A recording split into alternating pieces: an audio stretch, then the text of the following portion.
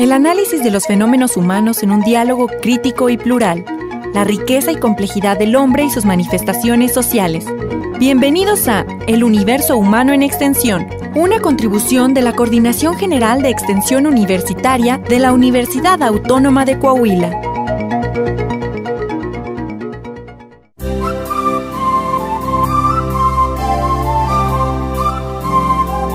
Hola, ¿qué tal? Muy buenas tardes, bienvenidos a su programa El Universo Humano en Extensión. Esta es una aportación de la Coordinación General de Extensión Universitaria de la Universidad Autónoma de Coahuila. Escúchenos todos los jueves a las 5 de la tarde en el 104.1 de frecuencia modulada de Radio Universidad. Les saluda a su amigo Ernesto Duque Padilla. Y está, como siempre, como cada jueves conmigo, Zaida Morlet Villa. Muy buenas tardes, Zaida. Muy buenas tardes y buenas tardes a todo el auditorio que como cada jueves nos sintoniza por el 104.1 de Radio Universidad. Bien, como ustedes saben, en este espacio comentamos temas de interés y actualidad en la cultura. Ofrecemos nuestra opinión desde el punto de vista de las ciencias sociales, el psicoanálisis, la sociología, la antropología, la historia. Hoy tenemos un programa muy especial y créanme que esto no es retórica. Está con nosotros Fray Tomás González Castillo y vamos a estar hablando de la problemática de la migración, de los migrantes. Él está en Saltillo porque fue invitado por la Escuela de Ciencias Sociales, la carrera de Historia, a un seminario que se titula Todos somos migrantes. Entonces, de frontera a frontera, porque él es director de la Casa Migrante La 72, Hogar Refugio para las Personas Migrantes, en Tenosique, Tabasco. Está trabajando desde hace más de 21 años dedicado a la promoción y defensa de los derechos humanos, la paz, la solidaridad y la justicia con grupos vulnerables.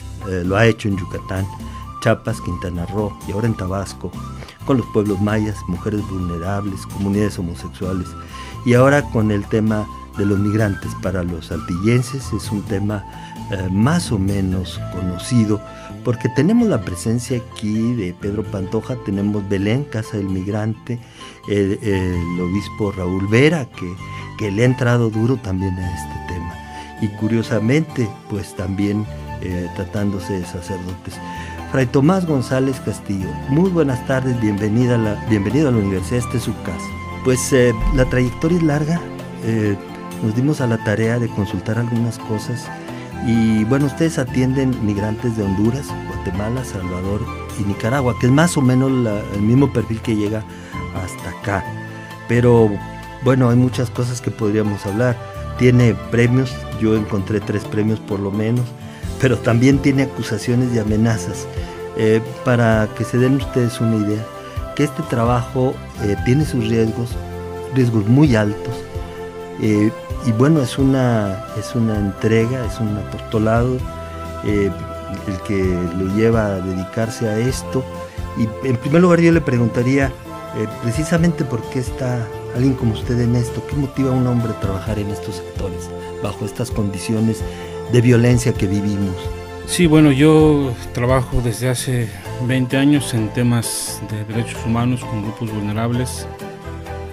Mi formación en la Orden Franciscana me impulsó desde mis años de seminario a interesarme por los grupos con los que yo tenía contacto y mis compañeros en la Ciudad de México, en Puebla, en los lugares donde me formé, y ir forjando unas convicciones, unas opciones en favor de los pobres, de los indígenas, de las personas que son rechazadas por la sociedad. Toda mi formación me impulsó a esto, y ahora estoy trabajando con personas migrantes provenientes no solamente de Centroamérica, también de Cuba, de Sudamérica, de África. Por supuesto, los de mayor población que pasan por Tenosique son centroamericanos. ¿Cuál es la situación que se vive actualmente en el sur del país? Nosotros vemos el problema muchas veces por cifras. Hablar de 125 millones de migrantes en el mundo. Desconozco las cifras para México, pero a veces estos datos confunden y alejan la realidad. En cambio, ustedes que tienen el contacto diario con esta casa de migrante que me llama la atención, que se llama refugio. Acá las conocemos como casas. Creo que el término es mucho más fuerte y hace alusión a la condición en que tienen que acercarse con ustedes estas personas.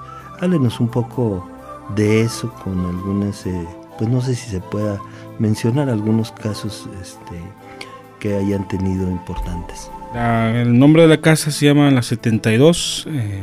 En agosto del año 2010, el crimen organizado secuestró, torturó y finalmente ejecutó a 72 migrantes, que es esta tragedia, masacre, es como el clímax de lo que le puede pasar a un migrante en este país. Decidimos entonces llamarle La 72 en memoria de estas personas y para trabajar en contra de todo aquello que les llevó a perder la vida, que es el tránsito lleno de violencia, las causas estructurales por las que tienen que salir de su país, el camino en México o los caminos en México llenos de muchas atrocidades, violencia sexual, discriminaciones, humillaciones, un total control de los flujos migratorios por el Estado mexicano, puertas cerradas, en fin. A esto se añade la corrupción y la impunidad de las autoridades involucradas en el daño a los migrantes. Todos estos temas no son ajenos al trabajo de una casa de migrante, y en el sur pues tenemos esta casa que quiere ser no solamente un hogar y un refugio. Intencionalmente le hemos llamado hogar refugio porque lo que menos tiene un centroamericano, un migrante extranjero en este país, es un hogar. Un refugio porque vienen huyendo, muchos de ellos, literalmente de la muerte. Entonces se encuentran en la casa del migrante en Tenosique, un refugio donde esconderse, donde estar seguros, alejados de la gente o los grupos criminales que les quieren hacer daño, de las autoridades que les quieren exprimir aún lo poco que les queda en el país. ¿Cómo observa o define el problema para México? Toda vez de que por un lado está la política migratoria explícita o implícita, no sé, porque unas son las normas del juego que conocemos y la otra es lo que implica la actuación de las autoridades, y por otro lado la política migratoria de nuestro vecino del norte, que parece que no están desvinculadas. En esto hay descuido, hay intención. ¿Cómo se observa el clima político, digamos, con los migrantes? Yo creo que todo el daño que reciben, todo lo que sufren los migrantes en el camino es precisamente por la política migratoria del Estado mexicano. México ha perdido su vocación de acogida a los refugiados. México fue en el siglo pasado un anfitrión para las víctimas de las guerras civiles en Europa. Fue un anfitrión para las víctimas de las guerras en Centroamérica. Dotó a muchos ciudadanos extranjeros no solamente de identidad, de ciudadanía, sino de derechos laborales. Hoy México cierra las puertas y se convierte en un verdugo, olvidándose de su condición migrante, porque millones de mexicanos están fuera del país en las mismas condiciones que entran los centroamericanos, los sudamericanos, los africanos sin papeles, condiciones que los llevan por el estatus migratorio irregular, como le llaman, a la clandestinidad. La clandestinidad los lleva a ser presa muy fácil del crimen organizado, de las autoridades corruptas o de una sociedad que no acaba de entender que el extranjero indocumentado viene sin dinero, no solamente viene sin papeles, sino también sin dinero, y que solo busca transitar dignamente por este país. Creo que es una de las situaciones de mayor desamparo, me parece, que se pueden vivir. Una persona que está fuera de su patria y que no tiene derecho prácticamente a nada, y además desconoce a que puede o no tener derecho a la salud, al trabajo, y ahora pues creo que dentro de todo hay logros como es la despenalización del estatus de migrante. Bueno, ya no es, me parece, usted nos confirmará, ilegal, ¿no? Está fuera de la ley, pero de todos modos su condición es bastante difícil, porque es un tránsito muy largo, lleno de muchos problemas en el camino, para llegar finalmente a la frontera, donde muchas veces pues tampoco logran pasar, y todo eso se está acumulando. Y detrás de todo de esta marcha hay una situación deshumanizante.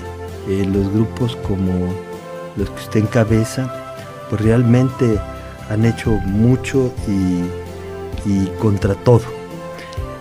Me gustaría también que nos hablara de las dificultades que ustedes tienen, porque he sabido que tiene bastantes, tiene algunas demandas, ha tenido seguramente también sufrido el clima de violencia y amenazas.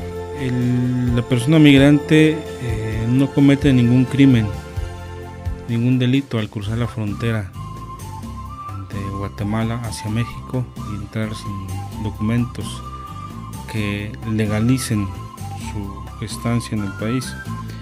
La ley contempla una falta administrativa. Sin embargo, hay una contradicción en la política migratoria, porque aun cuando no es un delito, no es un crimen, es una falta administrativa, los detienen, ¿verdad? O el Instituto Nacional de Migración emprende contra ellos redadas en las que se ejerce mucha violencia verbal, física.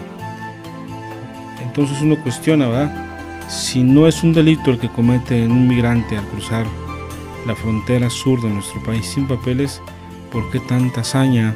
¿Por qué tanta crueldad, tanta humillación y discriminación? Y bueno, estamos pues junto con otras organizaciones, personas de la sociedad, intentando conseguir más que un tránsito libre, un tránsito digno por el país, ¿no? Es decir, que la persona migrante no sea vista como un delincuente, como un potencial criminal que viene a hacer daño al país, sino como un ser humano que incluso viene a aportar al país, porque el migrante viene derramando una economía incluso en sus pasos por los caminos, por las rutas migratorias. Por lo otro, si nos ha pasado algo, si nos han amenazado, por supuesto, siempre el cuestionar las causas de la pobreza, de esta migración forzada, tan sufrida, tan dolorosa, pues siempre molesta a los actores que están directamente involucrados en el daño a los migrantes. Y estoy hablando de dos actores principalmente. Por un lado, el crimen organizado, porque pareciera que les arrancamos literalmente la mercancía con la que ellos trafican. Y claro, el que existan casas del migrante que no les permiten traficar, que no les permiten tener una ganancia, pues eso los pone en una situación de pérdida de ganancia, ¿verdad? Hablando en términos mercantiles, el migrante para ellos es una mercancía más con la que traficar. Y bueno, cuando les arrancamos esta mercancía, pues hay una cierta molestia. Para las autoridades también, ¿verdad? Porque no se puede negar que las autoridades estén, muchas de ellas, involucradas en este daño, en el tráfico.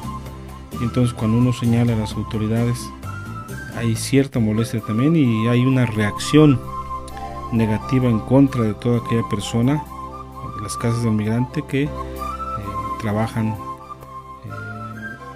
pues en su ayuda humanitaria o en la defensa y promoción de sus derechos humanos. Conocemos a 4 personajes que han trabajado en este mismo sentido, todo nuestro país. Uno de ellos con nosotros, Pedro Pantoja, el obispo Raúl Vera, Alejandro Solalinde y Fray Tomás González Castillo, que está con nosotros.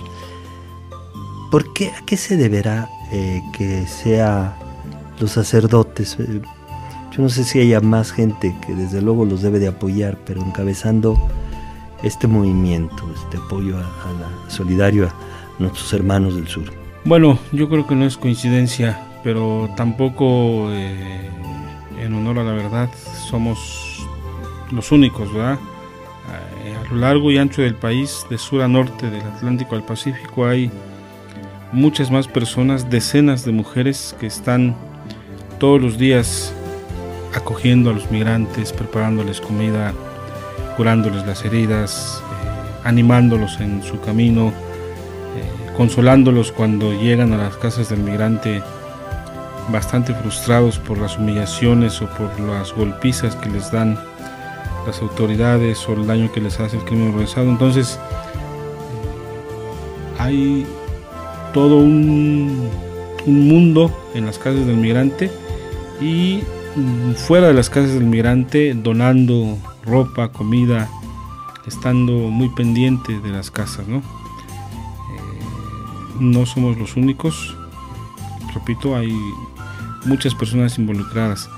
¿Por qué sacerdotes? Bueno, yo creo que es una coincidencia, porque hay muchas otras personas que no son sacerdotes, no son católicos y están involucradas en la ayuda humanitaria del migrante. En otro orden de ideas, ¿cómo podemos comparar qué diferencia o qué similitud hay en nuestros migrantes y los de Siria? Nuestros migrantes de esta región tienen dos motivos para migrar. Por un lado está el sistema económico, un sistema económico extractivo, depredador, que les ha quitado no solamente la posibilidad de un trabajo digno, sino de una vida o de acceso a los derechos como la salud, la educación, la seguridad. Por una parte el sistema económico, por otra parte la violencia generalizada, ¿verdad? El fenómeno de las pandillas en Centroamérica es cada vez más abarcador, más peligroso y es letal porque deja sin vida a muchas personas. Entonces lo que tienen que hacer es huir de la muerte. Los migrantes refugiados que pasan por la Unión Europea, ellos sí están en una condición no solamente de pobreza extrema, por también el sistema económico, pero los sirios, los afganos están padeciendo una cruel guerra, ¿no? Y entonces víctimas inocentes de esta guerra que tienen que salir por decenas de miles, como somos testigos. Hermano Fray, preparando el programa, pues revisaba los objetivos que se plantean en la 72 allá en Tenosique, Tabasco, y vienen 3 en específico: asistencia humanitaria, defensa y promoción de los derechos humanos y cambio estructural en el ámbito organizacional. En los 2 primeros, bueno, es muy evidente, hay noticias, se da a conocer por los medios electrónicos, pero en el cambio estructural, ¿hay alguna iniciativa, algún logro en lo político, en lo gubernamental que se pueda mencionar, vaya? Sí, en esta área de cambio estructural están todas las redes que podemos crear, tanto a nivel regional con Centroamérica, con los Estados Unidos y México, a nivel nacional, todo el país, y hay una lucha que se ha emprendido desde hace años entre personas, académicos, investigadores, defensores de derechos humanos, activistas, todo un mundo bien organizado de personas que están incidiendo precisamente en las leyes para cambiar. Por eso esta área se llama cambio estructural, porque apostamos al cambio profundo de las estructuras que están catapultando a la gente de sus países de origen, no solamente de Centroamérica, de México, y no solamente de esta región del mundo, el corredor americano, también en el corredor europeo. Entonces el cambio estructural tiene que ver con la creación de redes y con el alzar la voz y extender las manos para unirnos a otras personas y organizaciones en el mundo que quieren justicia y respeto a la dignidad de las personas migrantes y refugiadas. Y yo quería también comentar algo interesante, no sé si para nuestro auditorio, pero para a nosotros por lo menos nos deja muy claro que en esta actividad se juega uno el pellejo. Vamos, no es una actividad de discurso, no es de pronunciamientos, no es salir a la calle y convocar a la gente, es estársela jugando. Y no voy a mencionar los premios, que tiene varios o bastantes, suficientes a nivel internacional, sobre derechos humanos. Voy a hacer mención de algunas demandas, por ejemplo, y acusaciones falsas que ha sufrido, aparte de las amenazas, y cómo esto hace, pienso yo, todavía más difícil su trabajo. Está actualmente o estuvo demandado. El Instituto Nacional de Migración ha puesto varias demandas penales en contra mía desde hace 4 años. La última fue por supuestamente agredir físicamente a un agente de migración. Por supuesto, esto es parte de las reacciones de la autoridad, ¿no? Cuando se ven señaladas por el daño que hacen. Desafortunadamente, las autoridades, algunas en el país, no solamente están atravesadas por la corrupción, por la impunidad, sino incluso utilizan la calumnia y la difamación, el sistema penal precisamente para frenar el trabajo que estamos haciendo, ¿no? Nada que no se pueda enfrentar también desde las leyes del país, y así lo hemos hecho. También encontré otra acusación, creo que usted había denunciado a una banda de extorsionadores que cobraban por dejar subir a la bestia, al tren, a la bestia de acero, y creo que esto parece que se revirtió porque después sufrió una demanda, ¿no? Las autoridades hicieron un operativo que dejó insatisfechos a nuestro equipo y a otras organizaciones de la región allá en la frontera sur.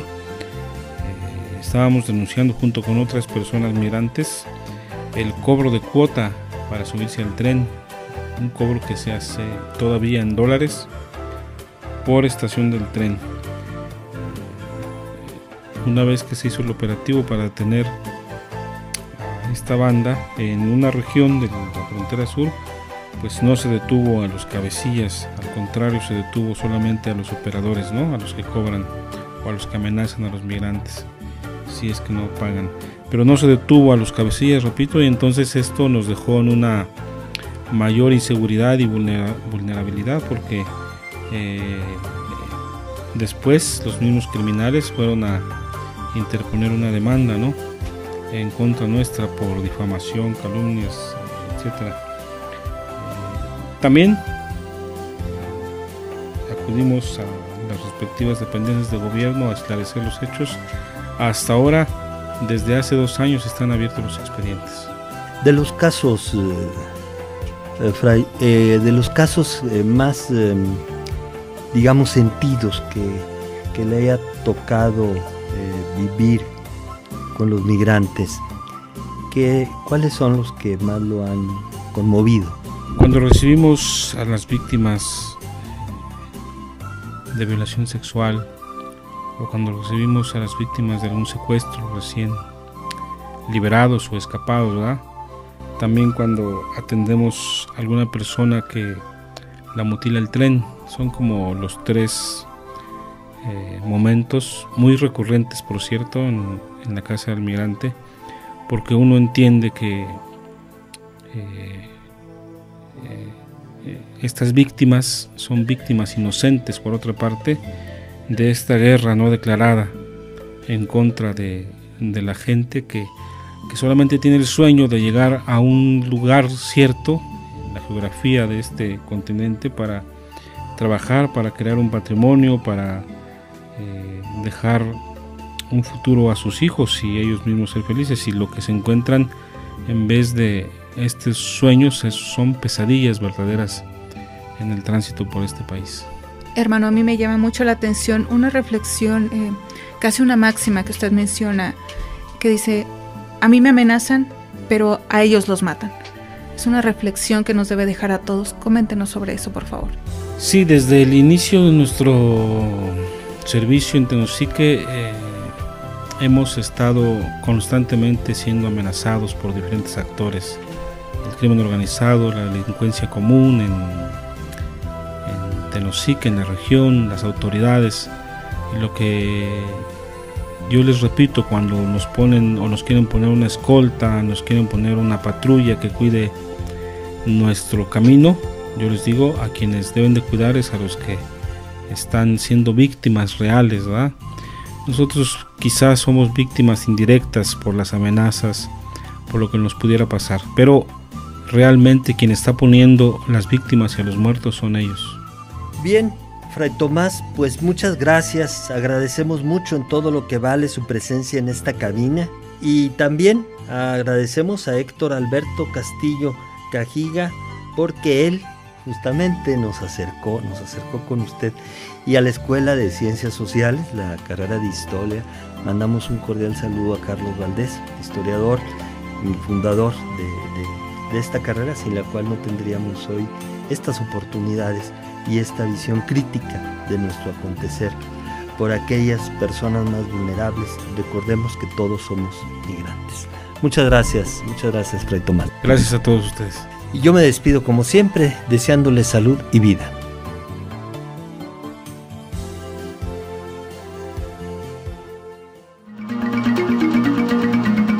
El universo humano en extensión, una contribución de la Coordinación General de Extensión Universitaria de la Universidad Autónoma de Coahuila.